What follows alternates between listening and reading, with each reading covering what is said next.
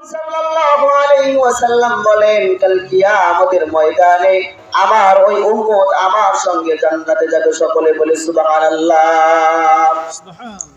তাহলে আমাদের এখন ঘুমের প্রয়োজন রয়েছে, আমাদের খানা পিনার প্রয়োজন রয়েছে, আমাদের ব্যবসা বাণিজ্যের প্রয়োজন রয়েছে, আমাদের প্রতিটি কাজ কর্মের আমাদের প্রয়োজন রয়েছে। তাহলে ইবাদত করব কখন?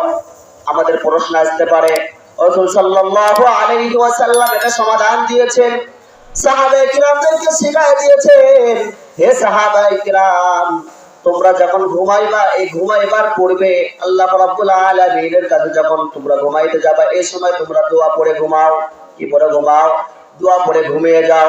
যখন তোমরা দোয়াটা পড়ে ঘুমাইবা, যতক্ষণ পর্যন্ত যতটুকু সময় তোমরা ঘুমের ভিতর তোমাদের কাজে বিশ্রামের কাজে যখন ব্যবহার করবা, পুরো সময়টা আল্লাহ রাব্বুল আলামিনের ফেরেশতারা তোমার হায়াতের জিন্দেগি